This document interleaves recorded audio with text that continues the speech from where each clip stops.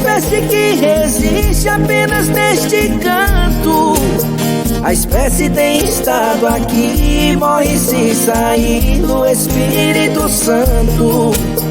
Quem quer pra si cada vez mais, nunca se satisfaz, quer ir além do céu. Abelha, urso, capixaba, em breve se acaba, e adeus pra seu mel. Boa noite a todos, sejam todos bem-vindos a esse momento que a AME Espírito Santo traz para nós alguns levantamentos de estudos que foram feitos, tá? E para a gente começar, eu quero aqui agradecer, fazer o registro de agradecimento à FAPES, que é a Fundação de Amparo à Pesquisa do Espírito Santo, tá?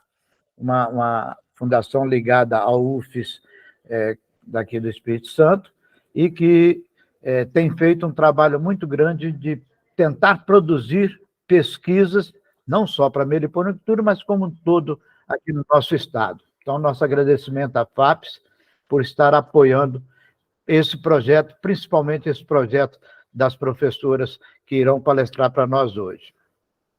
Não podemos deixar também de registrar um agradecimento especial à UVV, através até da professora Denise, né? Denise Coutinho Endricher, que é a reitora da UVV. Né?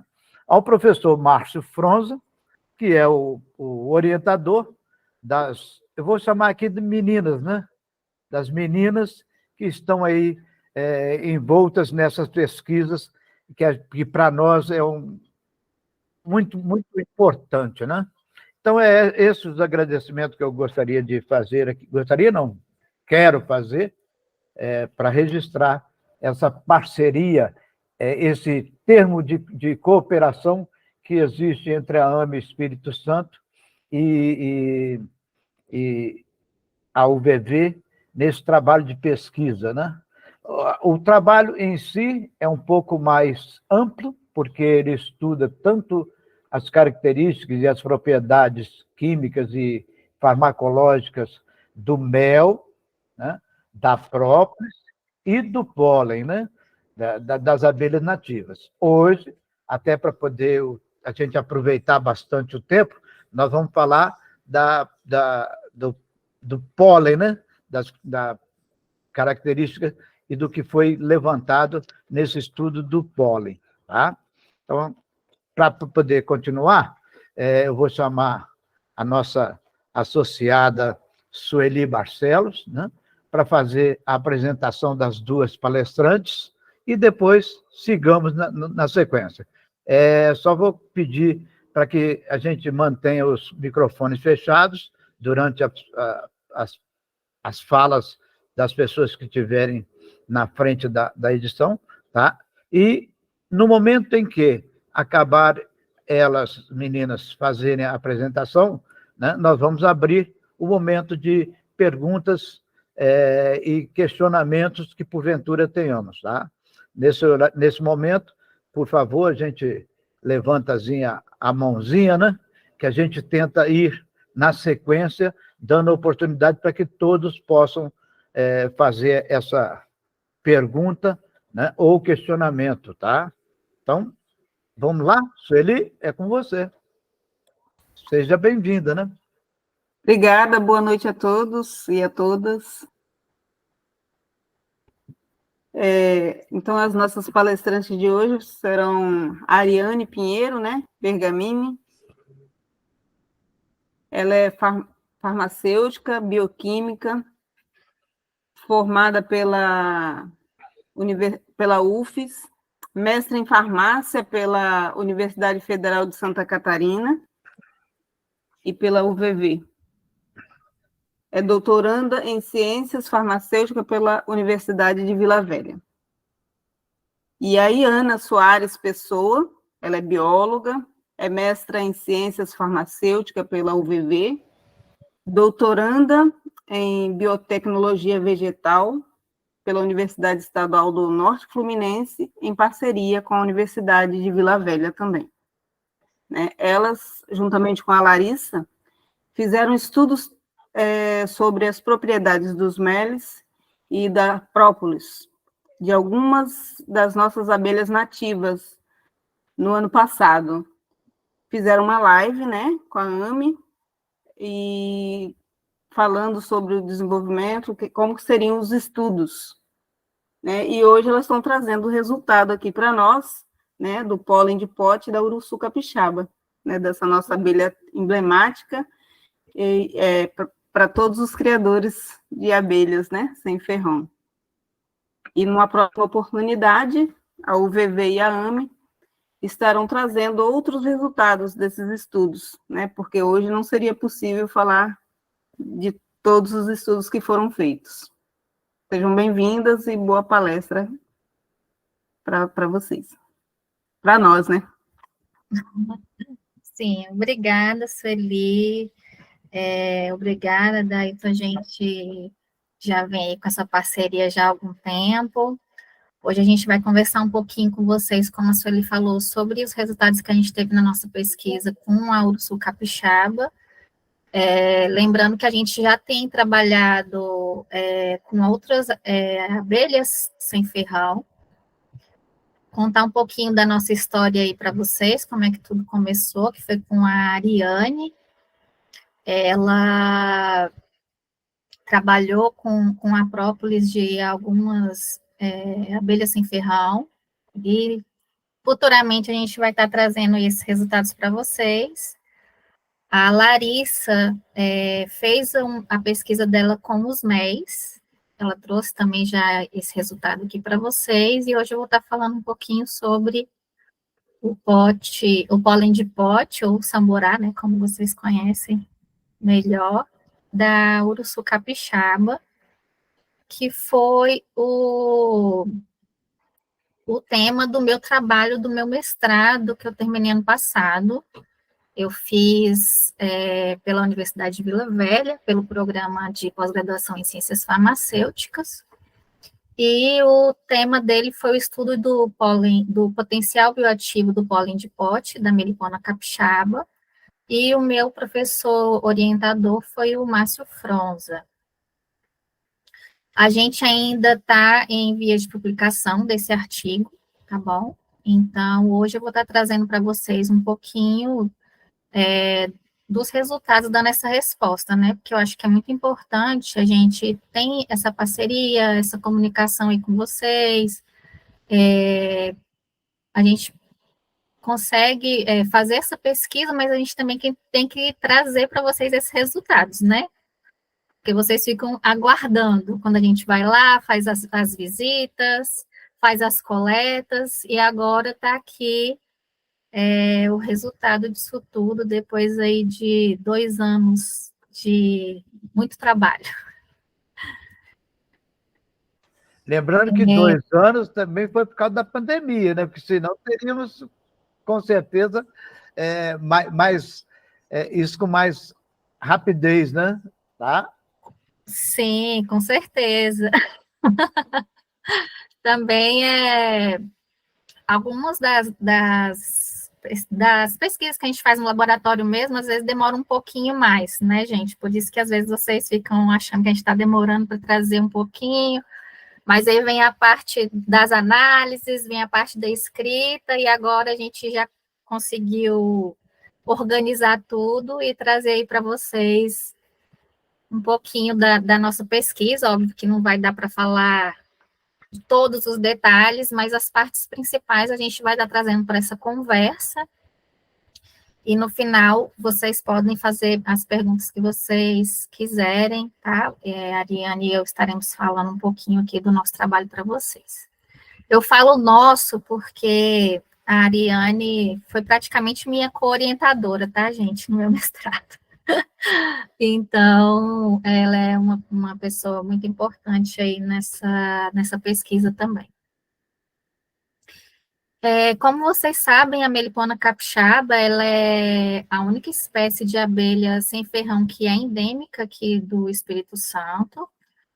Ela vive em regiões em maiores altitudes, né, na Mata Atlântica, e por isso mesmo, por ela ser endêmica, só ou seja, ela só vive aqui no Espírito Santo, nessas regiões mais altas, a gente vê que tem pouca pesquisa sobre ela.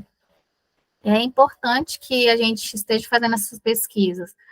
Instituições de pesquisa como a Universidade de Vila Velha, para que a gente consiga entender melhor sobre o manejo dela e dessa forma a gente consegue preservar a espécie. A gente tem aí a lei 11.077, aqui do Espírito Santo, que é de 2019, essa lei, que fala também sobre o manejo e a preservação das espécies de abelha sem ferrão aqui do estado. Tá? Então, a gente vai estar falando um pouquinho sobre esse produto da abelha sem ferrão, Melipona capixaba, que é o pólen. O pólen floral, ele fica no estigma das flores, ele tem uma proteção, uma capa de proteção sobre ele, e a abelha, ela vai até essa flor, coleta o pólen e coloca na sua perninha aqui, tem como se fosse uma bolsa, que se chama corbícula, e ela volta para a colmeia, onde outras abelhas recebem esse pólen, colocam nesses potes de cerume aqui com a saliva dela, né, e lá aqui dentro ocorre uma acidificação, onde vai ser liberado as propriedades que estão dentro desse pólen floral aqui, que eu falei para vocês inicialmente no slide, que ele tem uma capinha de proteção aqui. E aqui dentro vai ocorrer a liberação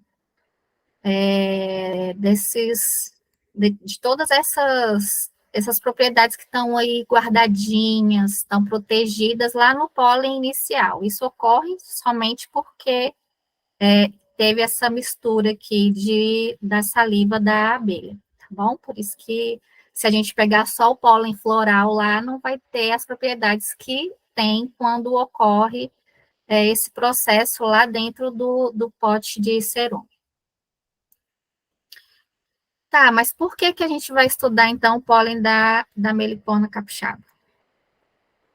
Nós vamos falar de algumas dessas propriedades. Como que a gente fez inicialmente essa coleta? A gente fez em 3 locais com diferentes altitudes, 3 meliponários, né, no cederam, a gente foi lá e fez essas 3 coletas.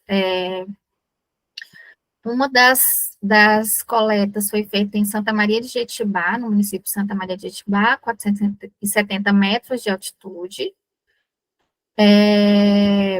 A outra coleta foi feita em Domingos Martins, e nesse local tinha 930 metros de altitude, e a outra foi no município de Divino São Lourenço, com 1.180 metros de altitude. Mas quais as características desse pólen? Bom, primeiramente, a gente avaliou o rendimento desses 3 pólens de pote, dessas 3 localidades. O rendimento ele foi parecido, tá? Foi bem próximo nas 3 localidades. E aqui a gente fez, para vocês entenderem aí no processo, para a gente não ficar falando o tempo inteiro, Santa Maria de Jetibá, Domingos Martins, Divino São Lourenço, a gente separou em pólens P1, P2 e P3. O P1 é Santa Maria de Jetibá, o P2 Domingos Martins e o P3 Divino de São Lourenço, tá?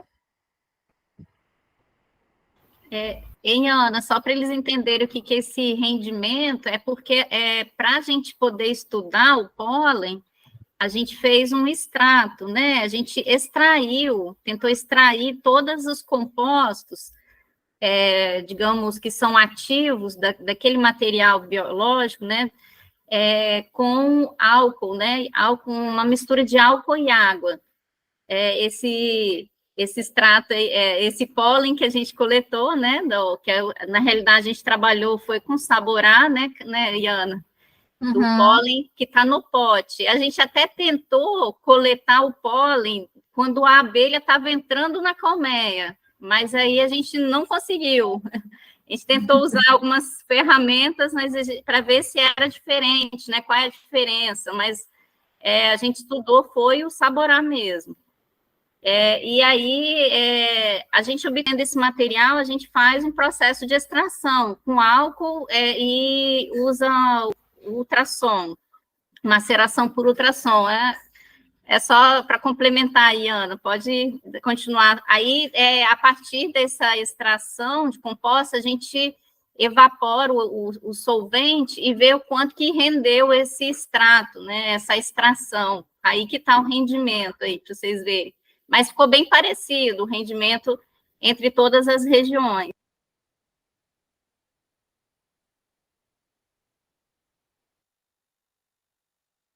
A partir daqui, Ari, eu acho que você já pode falar que é mais a sua área. A parte da química, né? Porque, assim, é uma farmacêutica que, né, foco mais na química e a bióloga mais da parte... ecológica. É bom que uma parceria com uma faz equipe aqui, trabalho de equipe. Então, a partir desse extrato, desse rendimento que a gente obteve, né, a gente fez análises que a gente fala físico-químicas, né? E aí, a forma com que a gente extrai, a gente obtém bastante compostos que são chamados flavonoides, compostos fenólicos, isso é tudo frente à química, tá? E esses compostos aí que a gente obteve e quantificou, eles são, conhecidamente, eles possuem certas propriedades. Nesse caso aqui, a gente vê que o pólen coletado lá em Divino São Lourenço, ele tinha maior quantidade desses compostos aí ativos, que são os flavonoides, fenólicos e taninos. Tá? Sendo que os outros também teve, né? Mas o que teve maior concentração, que foi coletado na área de maior altitude, que é o Divino São Lourenço. E aí, a gente fez um levantamento de literatura, né? Para a gente comparar. A gente tem algumas...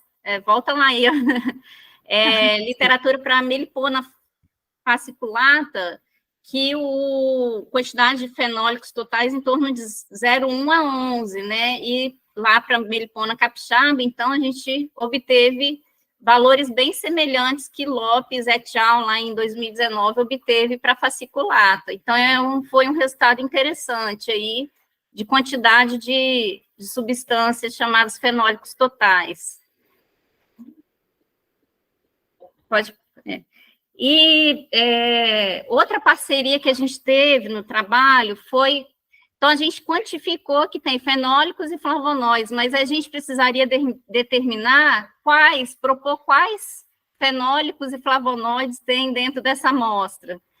E aí a gente fez uma parceria com o laboratório LabPetro, lá da UFES, junto com o professor Wanderson, né? Eu nem cheguei a falar com o Adailton sobre o Wanderson, mas a gente acaba tendo várias parcerias aí, e aí tem o Wanderson Romão também, que ele fez essas análises lá no laboratório dele, e aí a gente conseguiu propor diversas substâncias. Acho que então, já deixa aqui o nosso agradecimento a ele também, registro. Também, o Wanderson Romão, eu acabei nem enviando o link para ele, do professor. A gente está... eu estou para fazer a defesa do doutorado dia 29 agora, né? E aí a gente está naquela... Mas estamos na correria, e tentando publicar os artigos, porque não basta realizar, né, a pesquisa, a gente tem que apresentar para vocês e colocar em artigo científico, né, em formato aí que consiga divulgar para toda a academia os resultados. O interessante nessas análises aí realizadas junto à UFES também, a gente identificou, propôs, acho que mais de 38 compostos, Iana, foram, eu não lembro exatamente, para o pólen, né, quanto foi, mas foram muitos compostos, alguns compostos químicos estavam presentes em algumas amostras, mas eu destaco aí 3 compostos químicos que estavam presentes em todas as amostras que a gente coletou. E esses 3 compostos, normalmente, são descritos em literatura científica para produtos de abelha sem ferrão, né? Tipo, a Melipona quadrifaciata é muito estudada, e eles sempre falam no campiferol, quercetina e rutina. Esses compostos químicos, né, que foram vistos aí nas 3 amostras de pólen da pesquisa da Iana, a gente pode até sugerir que eles sejam usados para uma análise futura, assim, de controle de qualidade, né? Se a gente quer um padrão, usar padrões de análise para metodologia de espectrofotometria, cromatografia, numa análise de controle de qualidade, a gente pode adotar, por exemplo, essas substâncias como padrões e tentar desenvolver métodos. Então, assim, a gente tem uma gama de áreas para serem pesquisadas e padronizadas, né? A gente já vê esses compostos também presentes em produtos da Apis mellifera também, então fica simples da gente gerar o padrão também para nossas abelhas sem ferrão, principalmente a Melipona capixaba. Pode passar, Iana. E aí, essas substâncias que eu falei, a quercetina, campiferol, rutina, que a gente foi propondo e vendo nessas amostras, elas já são conhecidamente, conhecem-se em literatura que elas possuem propriedades, principalmente antioxidantes e anti-inflamatórias. E aí, muitos autores até falam, pode até voltar, ainda não aparece essa imagem, Ana, que a propriedade dos produtos das abelhas é muito difícil você sinalizar que a propriedade terapêutica é devido à rutina ou a uma substância única. As propriedades das abelhas, a gente sugere que é uma ação sinérgica de todos os compostos presentes. Então, ela tem um complexo químico que age como um sinergismo, né? E dentro desse complexo químico, a gente viu que tem a presença muito de flavonoides, né? Que essas 3 substâncias que eu destaquei são flavonoides que possuem, aí pode seguir, propriedades antioxidantes. Aí eu trouxe um esquema para vocês entenderem o que seria a propriedade antioxidante que a gente enxergou, né? As nossas células, dentro do nosso metabolismo, né, celular normal do nosso organismo, a gente gera substâncias radicais livres, né, normalmente, só que tem esses radicais livres, vocês já devem ter ouvido muito, né, às vezes ouve falar em até propaganda de anti-envelhecimento, né, são os que ocasionam os danos às nossas células, o envelhecimento às nossas células. E há alguns gatilhos externos que podem aumentar esses radicais livres, como você, né, ser submetido a raios ultravioletas por longos períodos, a própria poluição, o nosso estresse, né, diário, ou uma alimentação precária, o uso de cigarro, de álcool, são coisas que podem vir a aumentar a liberação de radicais livres. E hoje, então, se fala muito em procura de produtos que têm uma atividade antioxidante, que seria o quê? Essa propriedade de combater esses radicais livres, né? De combate a esses radicais livres que podem vir a ser aumentados e ocasionam danos às nossas células. Então, o antioxidante meio que faz uma proteção para as células, né? É um composto químico que vai, digamos, se ligar a esses radicais livres, fazendo que ele não consiga atuar sobre nossas células, então ele não vai danificar. E aí a gente, em testes de laboratório, pode passar, a gente mimetiza, né? A gente faz uma reação química com radicais, né?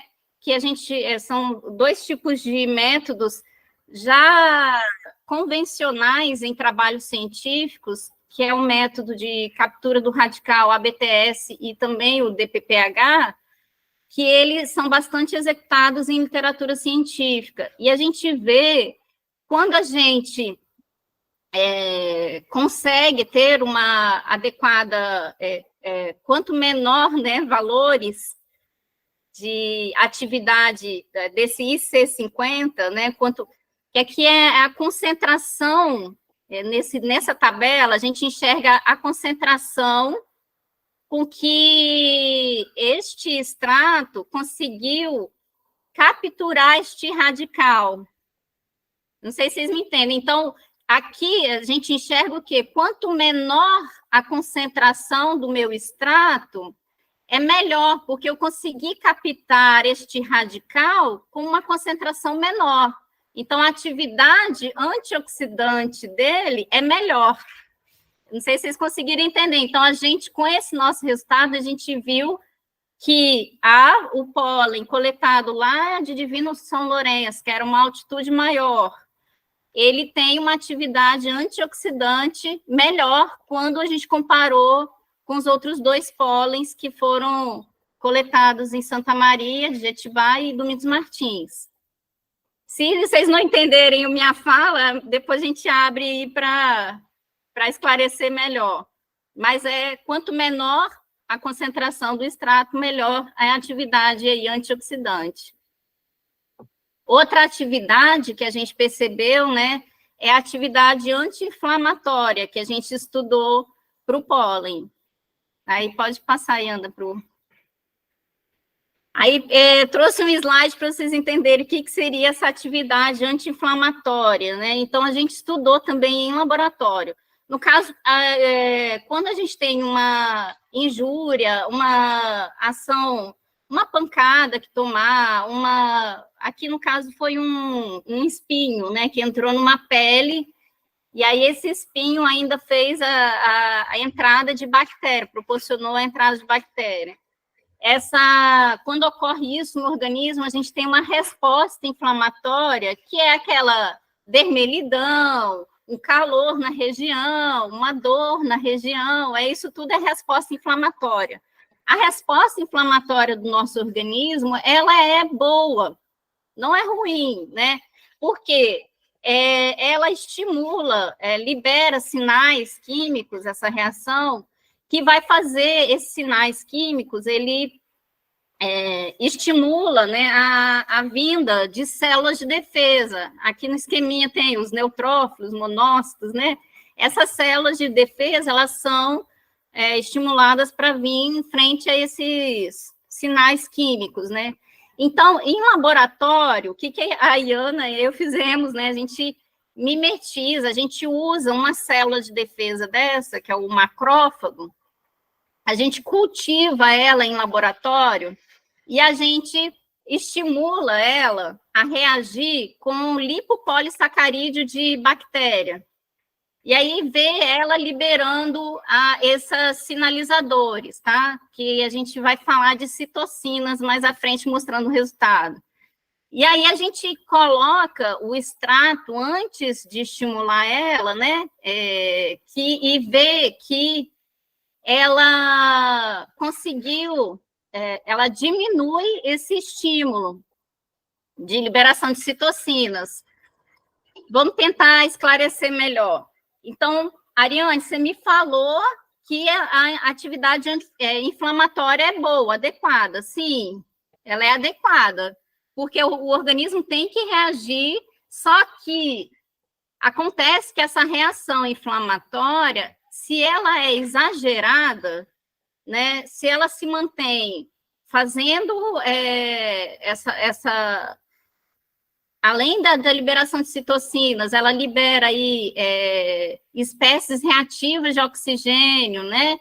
Todo esse processo pode gerar doenças como sepse, a própria COVID, ela é um processo inflamatório exacerbado frente à presença do vírus, entendeu? COVID. A piora do quadro na COVID, para vocês terem noção, ela se dá muito pela reação inflamatória exagerada que ocorre, tá? Do organismo. Então, se a gente tem um produto natural que inibe um pouco, diminui um pouco essa liberação de substâncias sinalizadoras, de sinais químicos, é interessante para não ter essa resposta inflamatória exagerada, né, e não ocasionar doenças que podem vir a ocorrer de um processo inflamatório muito exagerado. E aí, então, a gente vê os resultados que a Iane obteve. Aí pode mostrar que a melipona capixaba, então, ela inibe significativamente a produção de óxido de ânion superóxido, que é um sinal, uma resposta de sinal de espécie reativa de oxigênio que é liberada na inflamação. E aí acontece, esse estresse, que a gente chama de estresse oxidativo, acaba sendo diminuído, e aqueles sinais, aquelas espécies químicas sinalizadoras, quando a gente administra o extrato do pólen, também a gente vê diminuição dessas substâncias sinalizadoras, né? Aqui a gente fala das citocinas pró-inflamatórias, TNF-alfa e interleucina 6, que também a gente quantificou e viu que ela diminuiu quando a gente colocou o extrato de pólen. Interessante que a gente, levantando as referências bibliográficas, a gente vê que para a melipona fasciculata, já desde 2019 também teve já o pólen, né, da melipona, ela também teve atividade anti-inflamatória de polifenóis e com uma atividade anti-inflamatória devido à presença de polifenóis, ácidos graxos livres, né? E mais à frente.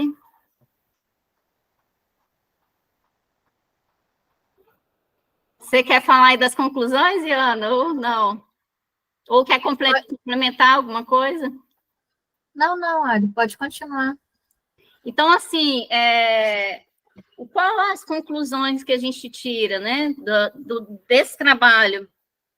Que foi a primeira vez, então é interessante, primeira vez que a gente fala sobre características e propriedades terapêuticas da melipona capixaba, do pólen, porque os estudos que a gente tem em literatura falava muito do comportamento da abelha, do que como é o habitat da capixaba, como é o manejo, qual é a altitude. Então, falava muito da biologia, né? Das características biológicas. Né? E aí falava mais as características ecológicas, né? Do manejo. Ecológicas, isso. E aí, o que é importante? Com a literatura científica, a gente consegue, então, fazer uma padronização de análises de qualidade, né, para a qualidade desse pólen, né, e até fazendo uma elaboração de uma norma futura, melhorando o manejo dessa espécie, né, e verificamos que a importância, também eu acho, da melipona capixaba se manter localizada em maiores altitudes, que o resultado mais adequado foi realmente da amostra que a gente tirou, que foi coletada em maiores altitudes. Né? O habitat, eu acho, mais propício para melipona capixaba. Uhum. Isso já é de conhecimento, né, Ari, dos meliponicultores, mas esse estudo ele veio para confirmar mais ainda, né, que esse manejo mais adequado dela é realmente não só para o número de indivíduos ali, mas a gente vê que também as propriedades do pólen tem uma diferença em maiores altitudes, né? A gente vê aí essa diferença aí na composição química. Então, aí agora a gente gostaria de, mais uma vez, agradecer, né, a parceria que a gente tem com a AME, é fundamental. Assim, a academia, ela precisa, né, a gente precisa do apoio de fundações de pesquisa como o CAPES, FAPES, né, o CNPq, todas, e os programas de pós-graduação, né, o nosso programa aí de ciências farmacêuticas, mas também a gente precisa do apoio de associações, né, da sociedade, tá, a gente passando o conhecimento científico para aplicação na sociedade, né. A gente aí abre aí para perguntas, questionamentos, dúvidas. Eu não sei se eu me fiz entender direito na relação ali antioxidante, anti-inflamatório. Eu acho que foi bem clara, não teve dúvidas, mas com certeza nós vamos ter aí perguntas das pessoas, porque até creio, né, que algumas informações que vocês trouxeram abriram para nós algumas interrogações para que a gente possa fazer um manejo mais adequado dessa abelha, né? Tá? Uhum. Então, está aberto aí para quem... Eu vou deixar os meus questionamentos mais para frente, porque alguns deles poderão ser já feitos por outras pessoas, e eu não quero cercear o direito das pessoas fazerem, tá? Está aberto aí, o primeiro que levantou a mão aí foi o Maximiliano, né? Tá? Pode fazer, Maxiano. Vai lá, é sua vez.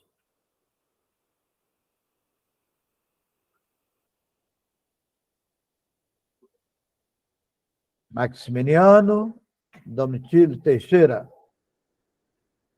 Está com a mão levantada.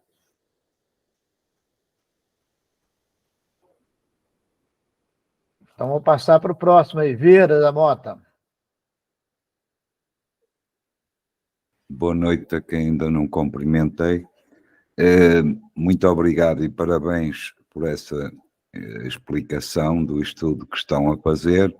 E suscitou-me aqui uma dúvida, uma ou duas. No que diz respeito à maior quantidade de flavonoides, ela é devida a quê? Ao pasto? A algum tipo de alguma planta que efetivamente lhe vá associar a esse pólen mais esse tipo de material, de flavonoides? Essa é uma questão. Se efetivamente as angiospermas, ou que família das angiospermas, se há algum estudo que determine que determinada família vai permitir esse pólen ter mais flavonoides. Essa é uma pergunta. A outra pergunta, eu não sei, vocês não apresentaram aí, mas eu faço a pergunta, gostaria de saber, em termos de características físico-químicas e que no que diz respeito à acidez, à dureza efetivamente, à dureza não, à acidez, se efetivamente existe pH determinado, se determinaram o pH e qual é esse pH. Eram duas perguntas que eu gostaria de fazer. Muito obrigado e mais uma vez parabéns às duas, quer pelo trabalho feito, quer pela explicação. Muito obrigado. Obrigada, Vieira, pela sua pergunta. É sabido que as plantas, quando elas têm algum tipo de estresse, e elas têm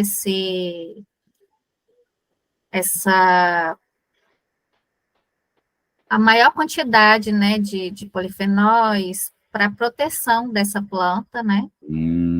Então, assim, Pode, a gente sugere que pode ser por isso, né, que que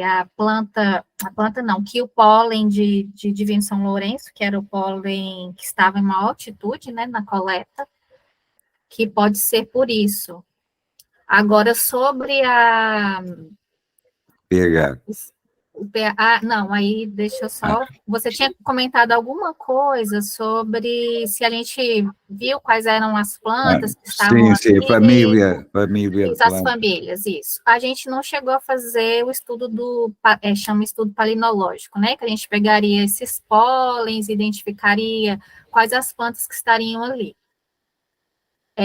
Infelizmente, a gente não conseguiu fazer, porque essa pesquisa ela foi feita no meio da pandemia. Então, era uma das coisas que a gente tinha, né, como propósito de fazer. Infelizmente, não teve como. Teve algumas dificuldades aí, universidade fechada, algumas coisas aí que atrapalharam um pouco a pesquisa, e não deu para a gente fazer tudo que a gente gostaria. Então, a gente não conseguiu identificar a família desses pólens. E sobre as características físico-químicas também a gente não fez, tá? Do pólen, não. Se eu não me engano, foi feito do mel, Ari? Do mel foi feito. Do mel. Mas realmente a composição tanto do mel, própolis e pólen modifica sim frente à vegetação, né, do local, né? Essa quantidade de flavonoides se modifica com relação à espécie, com relação ao local também. E também a sazonalidade, a gente está vendo, né? Se é coletado na estação que está com mais chuva, se está com mais seca. No caso, a gente já pensou aí no do pólen, foi coletado na estação mais chuvosa. Tá? Entendi. Desculpa só, e em relação ao mel, pode saber qual é o pH do mel? Não vou me recordar. Ok, pronto, então continua. continua. Ela estudou até acho que o mais ácido foi da Clavix, né? Que foi um pouco mais ácido. Esse assunto vai ficar para uma próxima edição. Para a próxima. Esse foi a Larissa que fez. Exatamente. Tá? Só complementando, inclusive quanto à classificação das plantas que poderiam ter sido visitadas, a gente tem que verificar que, no caso da pesquisa, a coleta teria que, de certa forma, contemplar uma coleta quase que externa, você coletar o pólen que estivesse chegando na colmeia. E isso, infelizmente, tanto na nossa condição de fornecer o produto para as pesquisadoras, nós não tivemos as condições de fazer isso para que elas pudessem trabalhar essa parte, né? Mas, com certeza, a busca de estudos continuará e nós teremos mais muitas interrogações, né, para serem levantadas como hipótese e tentar trazer respostas para elas, né? Tá? Na sequência das perguntas, a Camila, e eu vi depois que o Gerson Pinheiro levantou a mão e abaixou. Tá? Gerson, se quiser fazer, depois da Camila, você pode entrar aí também. O meu seria rapidinho, até para terminar, o Adailton. Opa, então vai. Eu abaixei a mão porque a minha pergunta ela vai no mesmo sentido que o Vieira fez, né? Que essa diferença do P1, P2 e P3 seria também devido à diversidade ou diferença do pólen floral, né? Mas, como já responderam para ele, eu estou respondido também, agradeço. Está satisfeito, né? Obrigado pela presença, Gerson. Tá? É isso, um abraço. Então, na sequência, é a Camila. Tá? Oi. Boa noite, meninas. Olha, Iana, né? Parabéns pelo seu trabalho. Eu acho que foi, assim, em 2 anos você conseguiu tirar várias dúvidas aí da gente. Eu acho que deu uma comunidade inteira em torno dessa Melipona capixaba, né? É uma espécie aí que está tão famosa, né? Até mesmo porque a gente ainda está lutando aí pela instrução normativa dela. Sim. enfim, das abelhas, de maneira geral, da meliponicultura. E aí, eu até anotei aqui, eu ouvi sua apresentação, é um desafio muito grande, né, quando a gente faz pesquisa com aquilo que está na natureza, é endêmico, está longe do laboratório, então você depende das coletas, tem uma variabilidade muito grande, né, entre o pólen que você encontrou, então, assim, você foi fazendo análises e você via como é que você juntava tudo isso, homogeneizava tudo, juntava tudo, fazia essas amostras, porque, como você mesmo diz, né, você tem diferente época, varia o que você encontra, né, diferentes épocas, as altitudes também interferem. Então, como que vocês fizeram para padronizar as suas análises? Primeiro, a gente procurou fazer essas coletas numa mesma época, né? Então, a gente fez a coleta na estação chuvosa, entre finalzinho de dezembro e início de janeiro de 2020 e 2021. E quando dali eu já ia direto, colocava numa caixa térmica e ia direto para o laboratório para fazer as extrações. E aí a gente fazia essa extração com etanol. Você nem congelou? Você nem congelou? Eu congelei no final. No final eu fiz o congelamento, 2 tratos já, né? E aí eu fazia essa extração com o etanol e o... Me ajuda aí, Ari, fugiu agora. Então, assim, coletava, né, em caixa térmica, ia direto para o laboratório, fazia processo de extração padronizado, né, que a gente faz maceração assistida por ultrassom. No ultrassom, esqueci ultrassom, gente, fugiu aqui. Aí depois da extração, fazia liofilização. Ah, sim. Aí depois da liofilização... Você conseguia manter, conservar. Rota evaporador, depois liofilização, aí depois congelava. Aí depois de congelado, que aí começou as análises. Sim. Né? Aí só pegava depois que estava todo pronto. Então... O rendimento lá que a gente falou foi esse finalzinho, depois de ter passado todo o processo de extração mesmo, né, para ver concentrar melhor os compostos para serem estudados, né? Sim. E parece que é tão rápido, né, mas demora bastante. E eu acho assim, eu não ouvi se vocês comparavam os resultados com a APES, eu fiquei curiosa, porque... quercetina, rutina e camperferol, né, são esses compostos flavonoides, fenólicos, na verdade, né, que vocês mais identificaram em concentração ou em presença? Foram os mais concentrados ou os mais presentes? Então, não, no caso, a espectro de massa lá junto à UFES, que a gente fez, né, no LabPetro, ele só mostra análise qualitativa, é só presença. Então, a quantificação é aquela análise anterior que a gente fez lá na UVV mesmo e mostrou que tinha flavonoides. Uhum. Mas a gente não sabia quais flavonoides, né? Ali a gente fez a quantificação. Que aí a gente falou que a de maior altitude tinha maior quantidade de flavonoides, mas a gente não sabia quais. Aí a gente foi fazer a análise qualitativa, né, só para identificar quais flavonoides eram, lá no LabPetro. Aí a gente destacou essas, mas nem... a gente destacou mais porque na literatura...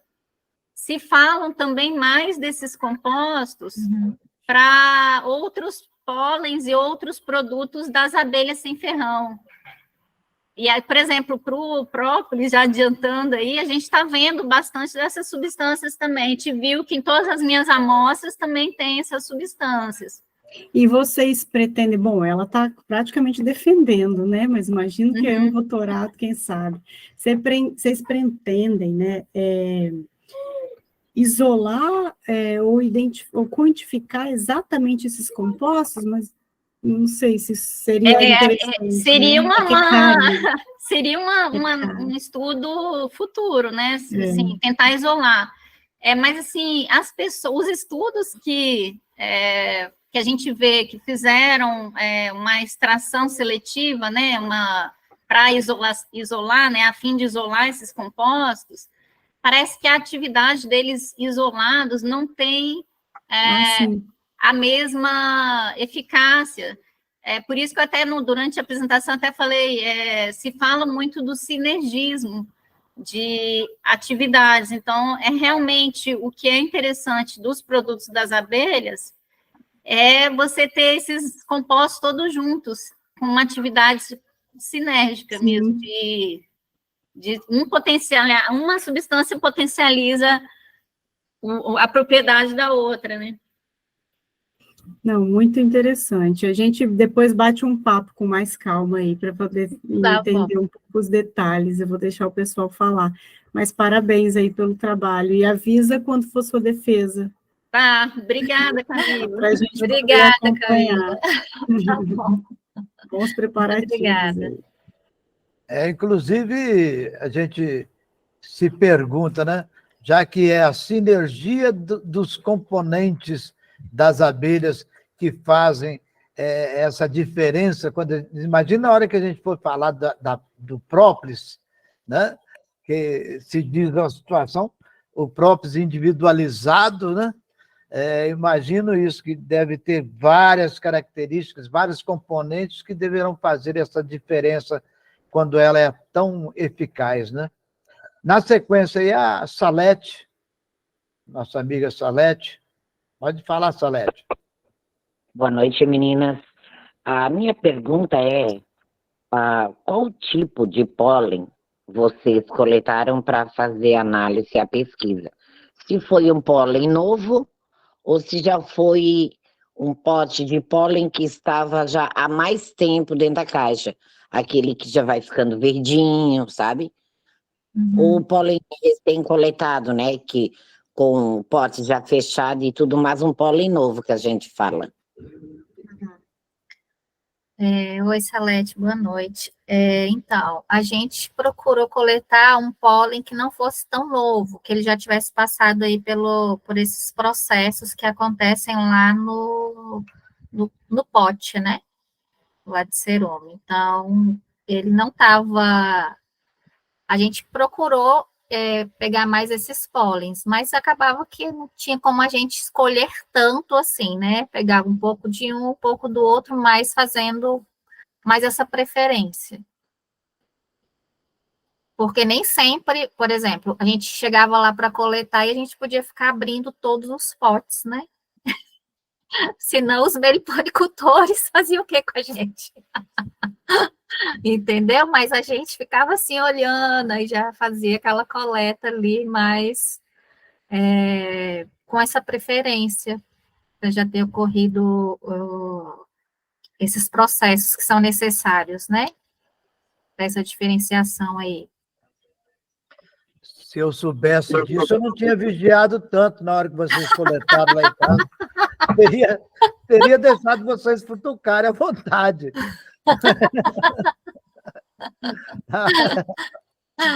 Mas a gente acaba que na hora da coleta fica até com dó, você acredita, Salete?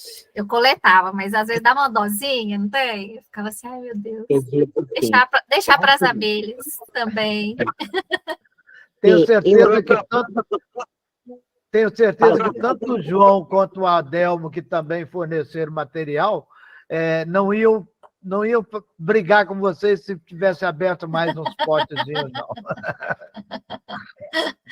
E assim, ó, eu aprendi que os pólen de pólen mais antigos, velhos, as abelhas descartam, lacram e não usam mais. Eles usam até um tempo, tiram o que é necessário para elas, né? E o resto elas ignoram. Então, por isso que eu gostaria de saber, se naqueles potes velhos, antigos, se tinha alguma coisa de bom para nós, humanos, né? Ou se é só o pólen, né? Da meia-idade para frente, para o mais novo. Acredito, meninas, que a pergunta, a dúvida da Salete esteja vindo em função de uma de um artigo, não, mas uma observação que o professor Harold Brand, né, fez, né, de que o pólen de pote já todo ressecado, digamos assim, né, que é considerado um lixo, né, e não é mais uma utilidade, pelo menos para as abelhas, né? Por isso que ela está perguntando, talvez. Mas, nesse contexto, Salete, eu posso te adiantar que não foi feito, vamos dizer assim, um trabalho para analisar todo o conteúdo do pote, né? Tá? Para saber até aonde vai a eficácia ou a utilidade de todo o pólen que estivesse ali estocado, né? Não é isso, garotas? Sim, quando a gente fez... Oi? Tá dando para me ouvir? Falando de capixaba, isso me interessa muito, Adaildo Salles.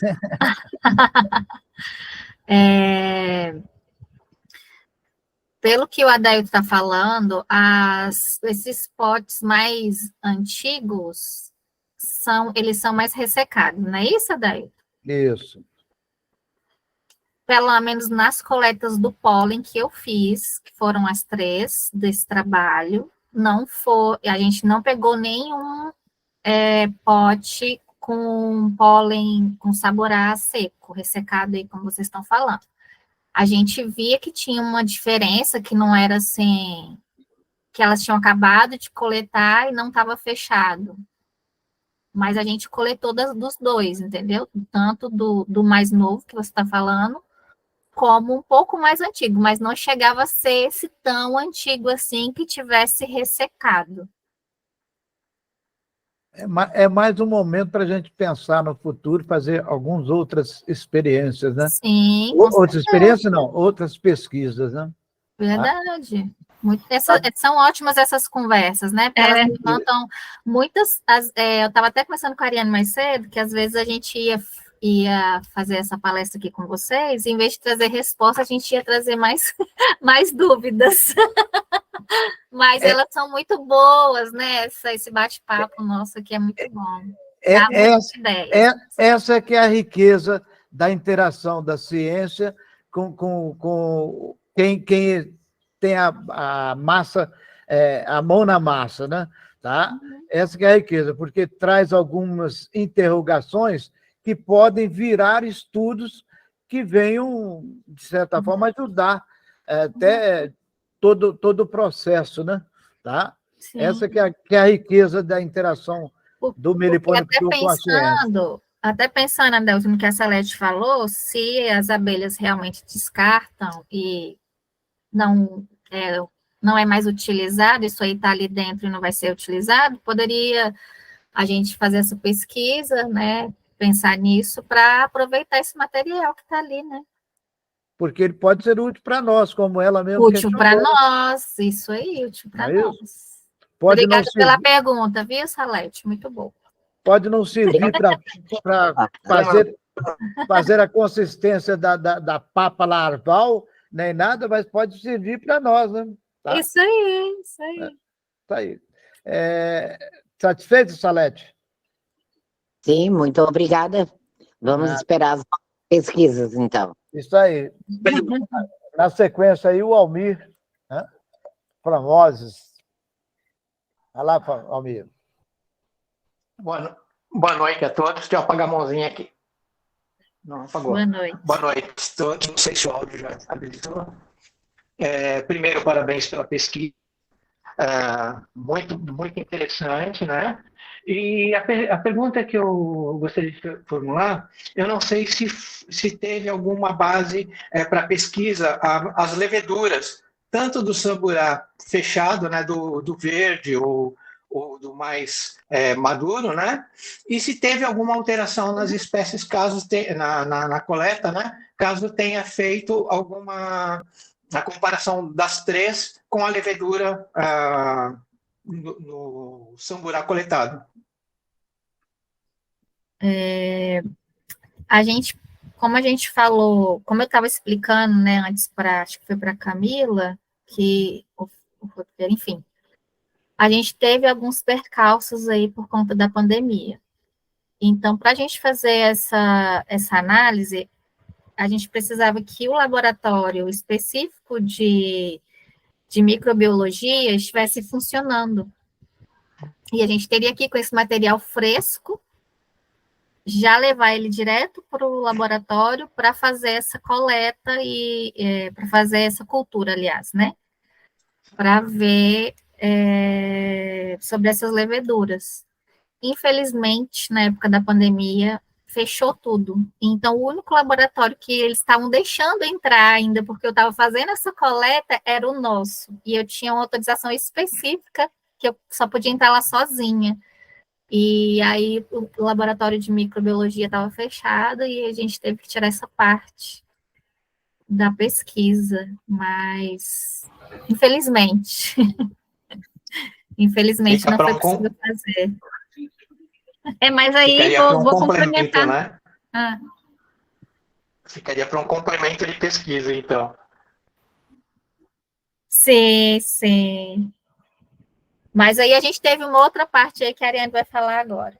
então, a outra parte que a gente fez, né, foi a atividade antifúngica, tá, do pólen, da Melipona capixaba, e aí provavelmente vai sair aí num artigo científico, que a gente está compilando os dados, aí essa semana ainda eu e Ana vamos sentar para tentar fazer essa parte da atividade antifúngica, mas já foi vista a atividade antifúngica para essa amostra, essas amostras da Iana também.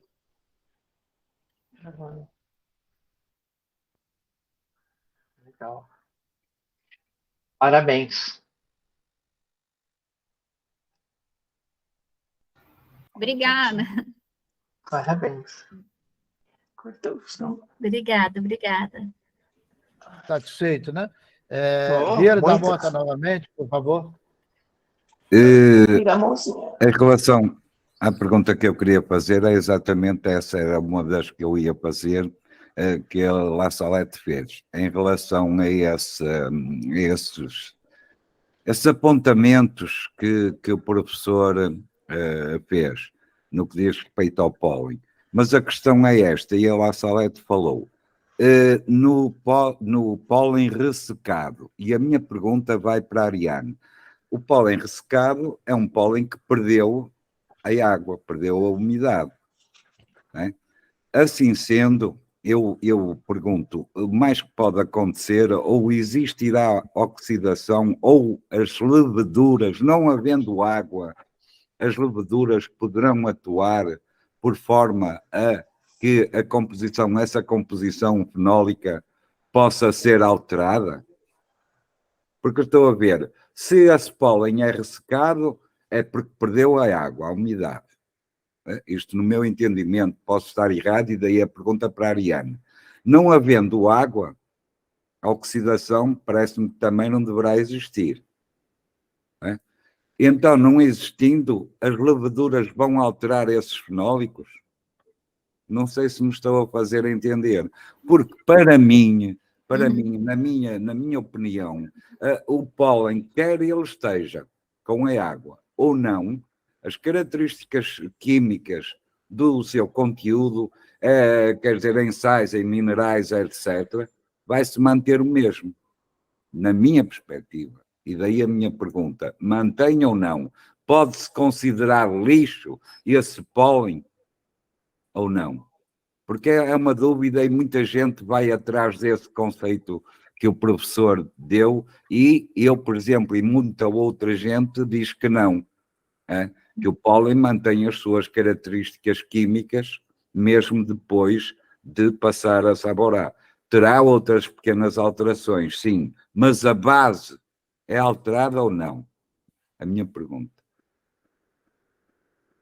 Vamos lá. O Vieira tá certo por falar em água, né? Porque normalmente quando se tem um meio com água, é um meio mais favorável ao desenvolvimento de leveduras, né?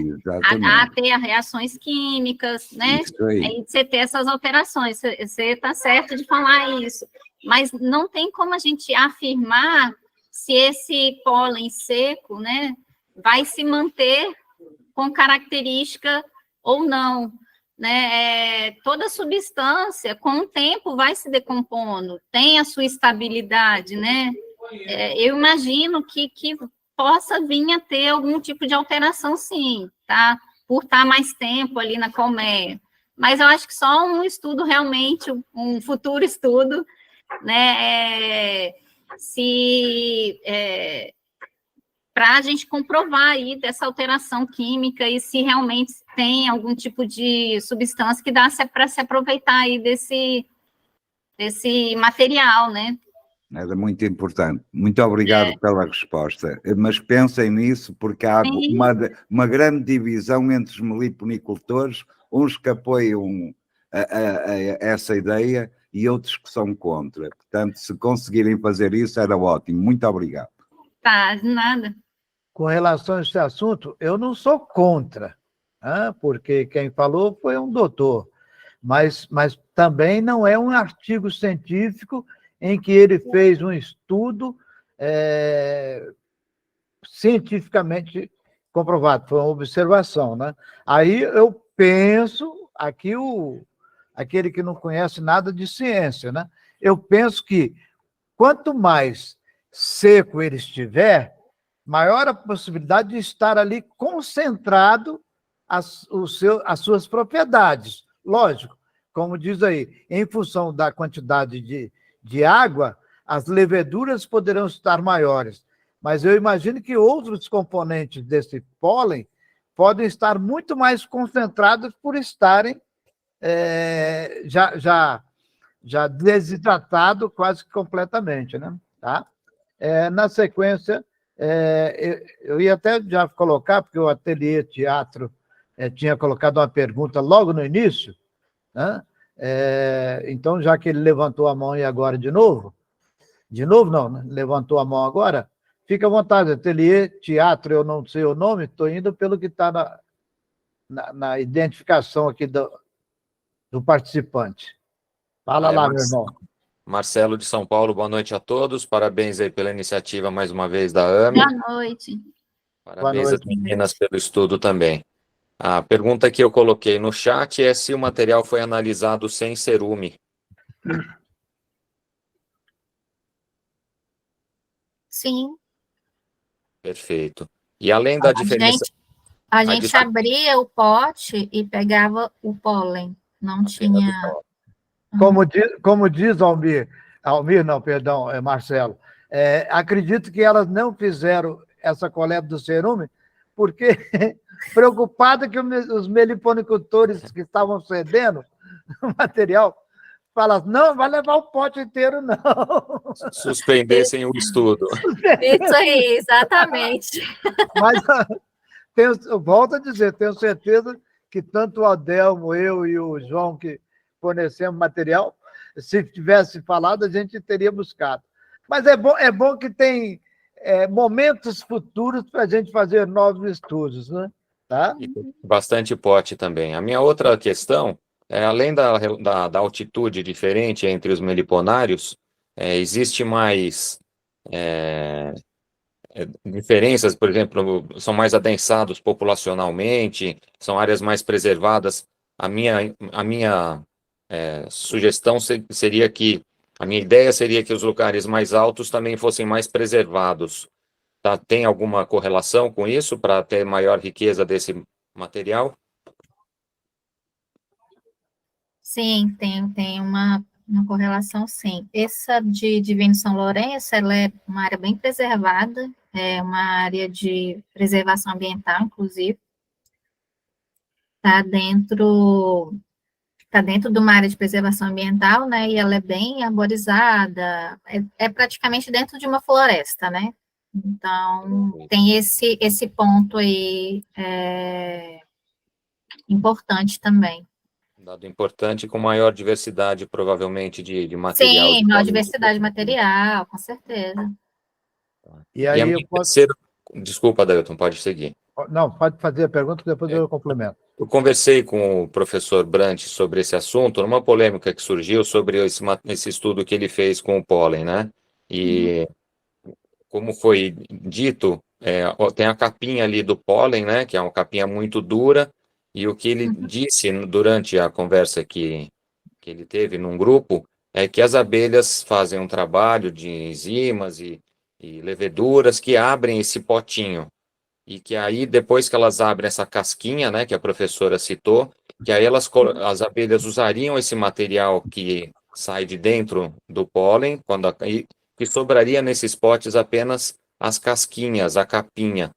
E, além disso, finalizando aqui minhas dúvidas, a gente relaciona muito o pólen à proteína, e elas não falaram nada sobre isso, e eu fiquei curioso para saber se a gente está errado em enxergar pólen como proteína, e aí acabou ficando para mim a impressão do pólen quase como o própolis, né, que é o que a gente ouve falar dessas substâncias químicas que elas citaram, a gente ouve muito quando lê sobre própolis.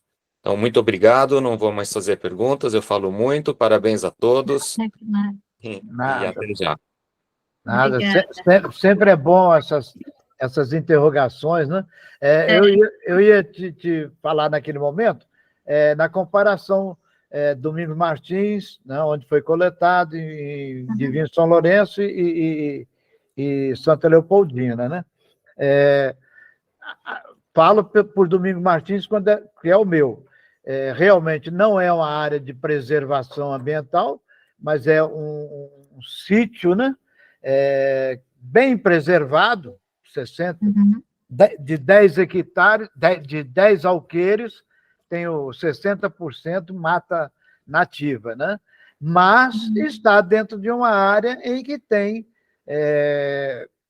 produtores rurais, né?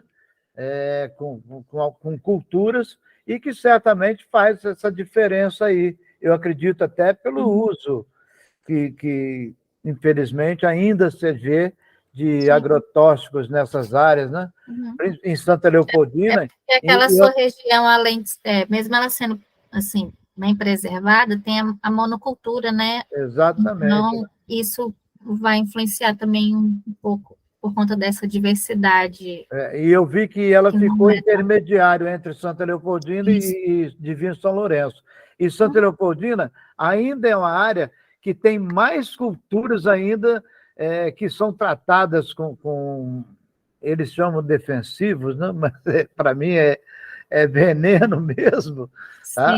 Então, com certeza, às vezes, essa diferenciação pode estar ligada a essas aplicações de agrotóxicos aí nessas regiões, né? Tá? Opa! Para responder ele com relação à proteína, ele não está, vocês não estão errados em falar pólen com relação a conteúdo de proteína, né? Não sei se a Ana quer comentar isso. Posso falar, Ana? Claro, pode sim. O pólen, para vocês terem noção, o pólen de Apis mellifera, ele é na Anvisa, né, Agência Nacional de Vigilância Sanitária, ela qualifica o pólen como fonte de proteína, isso para Apis mellifera, que a norma já está bem clara. Então, o pólen da abelha sem ferrão também é rico em proteína, só que como a intenção aqui do estudo foi ver as propriedades terapêuticas, e aí a gente focou em compostos que são conhecidamente que possuem propriedades terapêuticas, né? No caso, a atividade antioxidante e anti-inflamatória. Por isso que a gente fez uma extração visando esses compostos, uma extração que a gente fala quimicamente polar, né? Visando esses compostos aí. Não foi o foco. Aí, se a gente pegar um foco mais de estudo nutricional, a gente teria que ver realmente a análise de proteínas, desse pólen, que realmente ele é rico em proteínas. Eu não sei se eu consegui te responder, Marcela. Em São Paulo, uma observação também, a gente viu muito estudo com abelha sem ferrão, vinda de São Paulo, tá? Das abelhas aí, Melipona quadrifaciata, muitos resultados obtidos aí em São Paulo, né? A USP, o pessoal da USP tem um grupo bom aí estudando. Você conseguiu responder sim. Eu fiquei curioso para saber se essa informação do professor Brandt, se realmente, se vocês tivessem feito análise proteica também, se a afirmação dele ia ser comprovada por vocês, porque o pólen de apis, ele é coletado na entrada da caixa, né? Então não tem nenhum beneficiamento das abelhas nesse material. E já as abelhas nativas, elas beneficiam o pólen, transformam aí no saburá, e aí eu fiquei curioso para saber E se aí São tá. Bernardo Uhum. era E rico em proteína. realmente a melipona, as abelhas sem ferrão, com a atividade das salivas, né, que a gente fala uma atividade enzimática, elas vão a proteína, quebrar proteínas, né, em aminoácidos, né, e aí provavelmente realmente a gente não encontraria da mesma forma que é o pólen que é coletado na entrada. Com certeza vai ter um diferencial aí, você está certo. Satisfeito, Marcelo?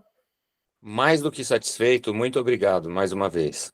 Vamos lá, então, agora ao nosso amigo Paulo Sirques, Meliponário Senhor das Matas. Opa, boa noite. Boa Não sei noite. se estão ouvindo. Estão ouvindo. Eu achei bastante interessante essa questão dessa análise, principalmente em relação às altitudes, né? Então, a gente vê que, assim, numa mesma região, existem variáveis, né? O que dizer com relação a outras regiões, né, de ocorrência dessa espécie, né? Então, é uma coisa que nós temos visto, assim, muito constantemente, assim, o transporte de abelhas para fora das regiões de ocorrência natural, com o incentivo da meliponicultura, com o incentivo da produção de mel, enfim, e dos seus benefícios, não é só mel, próprios, enfim. Então, eu vejo também como uma coisa bastante, assim, estranha, né, nessa questão. Então, só reforçando essa questão, né, de que, poxa, numa mesma região com altitudes, só altitudes diferentes, já haja diferenças, né? Imagina com regiões diferentes do país. Então, só para fazer uma correlação, né, nessa questão, né? Será que, enfim, é o argumento mais forte que o pessoal usa aí, né? De liberar geral. Eu acho que isso aí reforça, hein, Paulo? Eu acho que isso aí reforça a nossa defesa, que a gente sempre faz, de não se fazer criação de espécies fora das suas áreas de ocorrência, né? Porque se dentro de uma área tão restrita quanto vive a Uruçu Capixaba, né? A gente vê algumas alterações, né? Imagina se a gente levar para espaços totalmente diferenciados, né?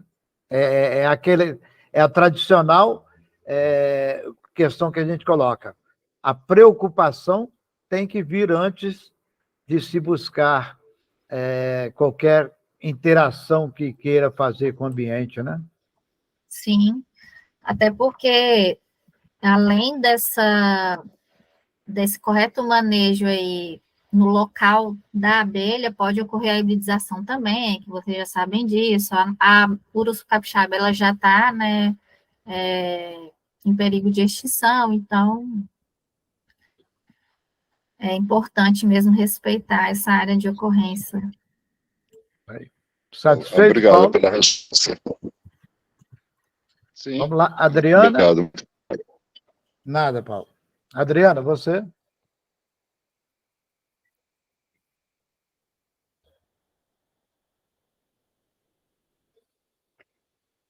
Oi, boa noite, gente. Boa noite.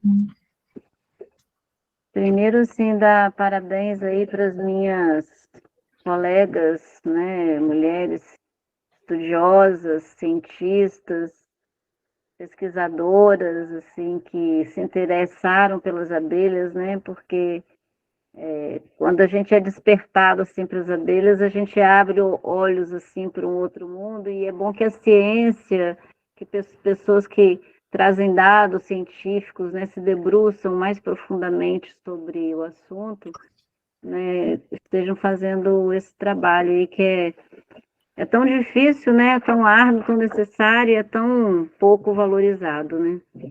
Mas então, parabéns, meninas. Obrigada a vocês aí, persistam nesse caminho. Muito obrigada, Adriana.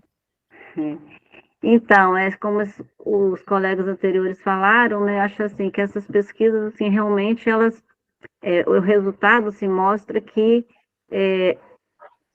a diferença de você poder manter um bioma mais preservado faz diferença no resultado do produto que você está almejando ali com aquela situação, né? Então, tipo, se você está buscando mel, se você tiver um ambiente mais favorável ali para a abelha coletar o que ela precisa, ela vai ter um mel com uma melhor qualidade, assim como o pólen, o própolis, né? Então, você acha que reforça muito essa coisa tanto da preservação quanto de cada abelha do seu lugar, cada ser no seu lugar, que eu acho que é uma coisa que a gente precisa também casar aí nisso tudo, né? E eu acho assim que também essa pesquisa de vocês, ela assim abre muitas questões, eu acho assim que o bom da pesquisa é isso, que você traz um resultado e aquele resultado te faz fazer outras perguntas, né, assim. Sim, quais flores, né? Quais matas que estavam ali disponíveis?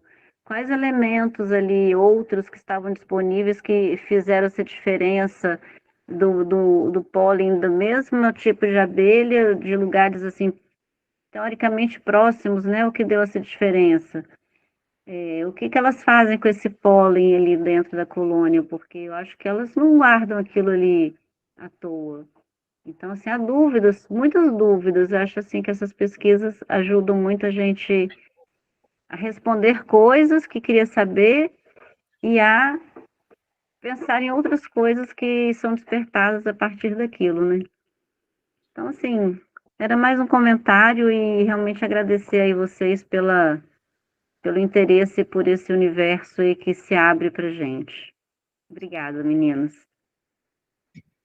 Obrigada, Adriana. É isso, né? Surgem as dúvidas e a gente já está anotando aqui para próximos projetos.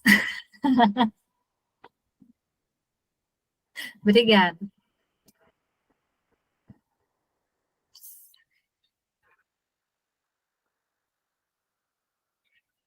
Seu microfone está fechado. Opa! Estou querendo administrar, mas não estou administrando, né? A Adriana sempre traz aí essas reflexões, né? Tá? E isso é muito bom. É aquilo que eu falei. Interrogações, cada questão acaba trazendo mais uma interrogação, cria uma nova hipótese a ser estudada, e nós temos que estar aí, sempre participando dessa parceria com vocês para fazer isso. Na sequência, aí, o Paulo Cirque levantou a mão novamente, e depois Meliponar Escola Jardim, alguma coisa. Ok? Vai lá, Paulo.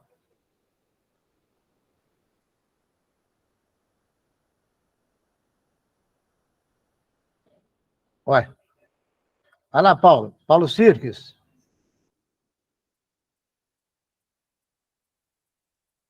Será que foi sem querer que ele levantou a mão? Então vai lá, Escola Jardim, Meliponar Escola Jardim.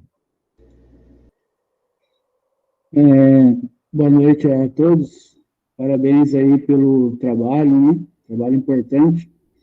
Eu queria saber, me gerou uma dúvida. Vocês fizeram um estudo relacionado a uruçu capixaba e o que eu gostaria de saber com relação a uruçu amarela, bugia. A gente sabe que, de repente, criar a bugia em área urbana não é uma, assim, não seria uma boa opção de espécie para ter em área urbana, haja em vista que ela é uma abelha que geralmente é Mata Atlântica, mas próximo ao litoral, né? Teria alguma relação, algo que pudesse ser semelhante, ou a partir disso tudo que vocês fizeram, aconselhar a criação dessas abelhas em área urbana, ou manter elas, no caso aí, em áreas mesmo de ocorrência natural, ou seja, locais de Mata Atlântica?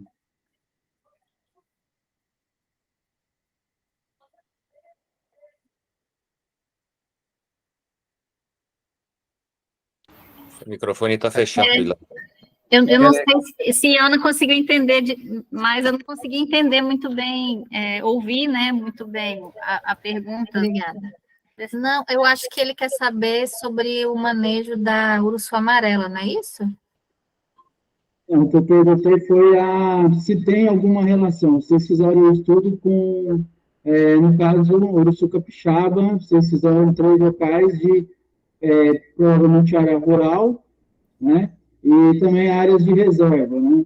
A gente vê muitos criadores que criam a urso amarela, no caso a bugia, em área urbana, né? Eu penso que não seria o ideal criar uma abelha urso amarela em área urbana, até mesmo por ter relação vamos dizer, a disponibilidade de alimento para ela nessas áreas, né? Esse estudo aí aponta alguma relação a isso?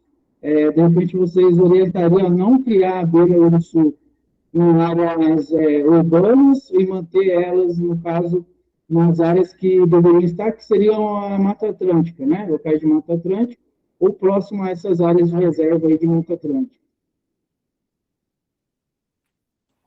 Eu creio que, de repente, eu possa fazer algum Eu ia comentário. falar isso porque, como a gente não conhece muito o manejo dessa outra uruçu, fica sendo irresponsabilidade da nossa parte. Até porque se você... Desculpa, é só uma curiosidade que eu tenho. Não, que isso. Vendo a importância do estudo que vocês fizeram, praticamente vocês fizeram um estudo que comprova, como o Paulo falou, que é importante manter em área de ocorrência geográfica natural, né? Então, por isso que me despertou isso, porque é uma coisa que a gente já vem observando há muito tempo, tirar essas abelhas de área de ocorrência geográfica natural, né? Uma abelha também que já está em risco de extinção e que pode vir para a área urbana e acabar se perdendo aqui, né? Então, a gente houve uma relação dentro disso daí. É por isso que eu achei que, de repente, eu pudesse dar uma opinião, né? Até para poder, depois, não ficar dizendo que a pesquisadora... Por favor, feche seu microfone, por favor, Meliponari, só para poder não dar eco. Aí, obrigado. Hein? Por isso que eu falei que, de repente, eu poderia entrar nessa questionamento, né? Porque senão depois vai ficar a pesquisadora Iana, a pesquisadora Ariane garantiram isso, e elas não fizeram estudo dessa comparação, né? Tá? Mas o que a gente vê como criador, tá? É que as abelhas urussus amarela, que no caso nosso é a Mondore, né? Dá sim para criar em áreas urbanas, desde que haja alguma área em que elas possam fazer coleta na natureza, né? Alguma coleta, porque ela viver somente de abastecimento de açúcar, água e açúcar e potinho de mel, de pólen, né? É meio complicado, né? Até para quem quer criar realmente a abelha, né? Nesse ponto, a gente diz o seguinte: o estudo se baseou na urussu capixaba porque é uma abelha em que a gente tem aqui no estado um carinho maior, né? E procura desenvolver, estamos procurando desenvolver não só esse, mas inclusive outros estudos, outros componentes que a gente possa tratar essa abelha para quem sabe a gente ter ela com criação zootécnica, né? E poder fazer produção de produtos, diversos produtos através dela. E aí eu falo, oxalá, se Deus quiser, a gente ter aí o terroir dela, né? A abelha fazer uma IG, identidade geográfica dos produtos dessa abelha, né? Mas a amarela a gente também vai buscar, porque nós aqui, de certa forma, é a abelha mais criada no estado, né? Então, carece sim, e a gente vai, num outro momento, buscar fazer algum trabalho em cima dela, né? Tá? Falado, mas a gente fala que dá sim para criar ela em áreas urbanas, ou pelo menos menos, mais adensadas, mesmo que não seja em áreas urbanas, mas que esteja perto de alguma fonte de recursos da natureza, tá? Paulo Cirque, está com a mão levantada ainda, ou foi só um momento que você fugiu da sala, que eu te dei a palavra e você não pôde falar, foi isso?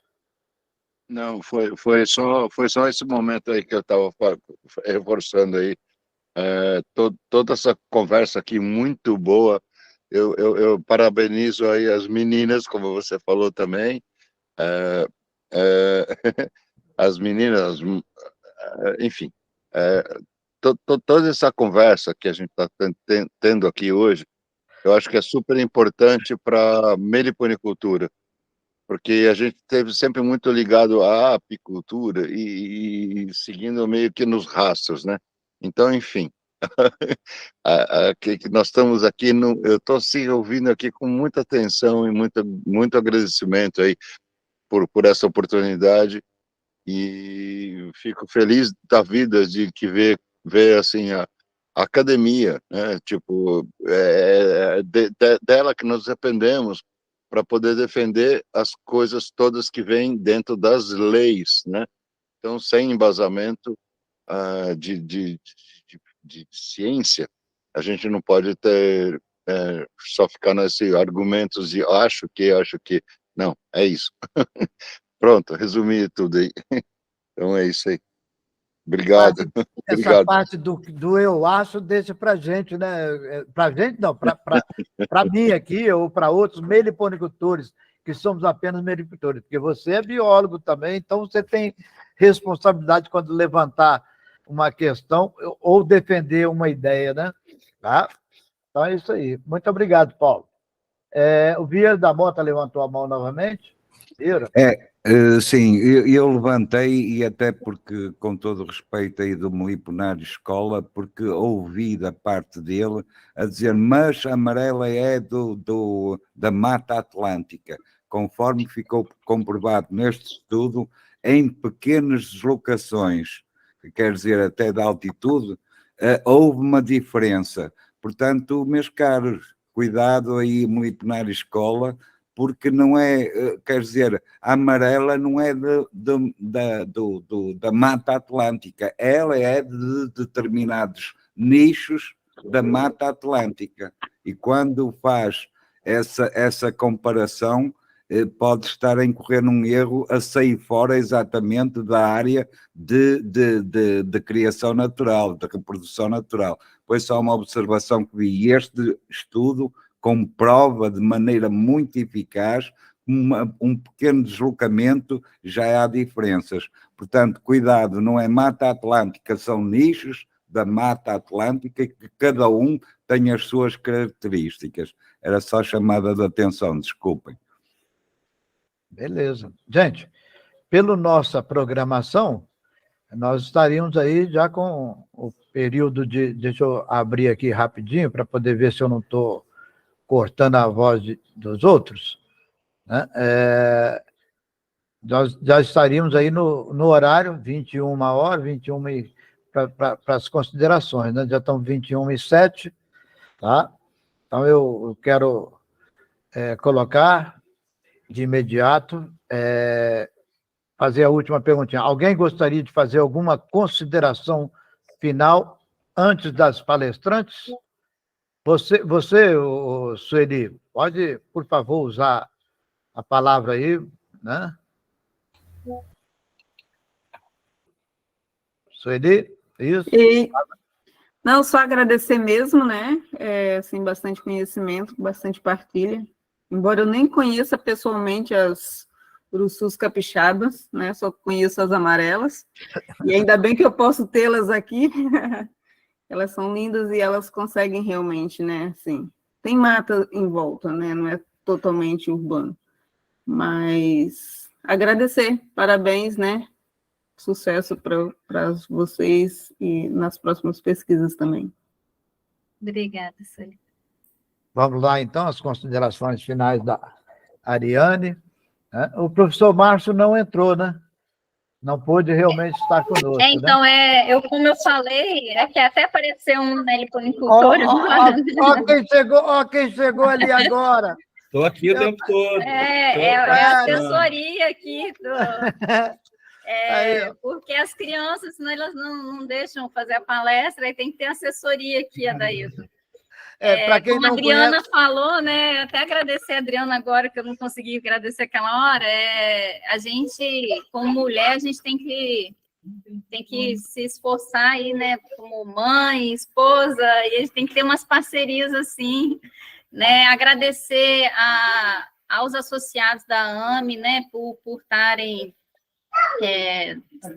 disponibilizando esse tempo para ouvir esse trabalho, né? Foi um trabalho com muito carinho feito num período da pandemia, né? Eu tive uma maternidade, né? Eu engravidei no meio do caminho também, às vezes não pude dar assessoria a Iana quanto eu também deveria, né?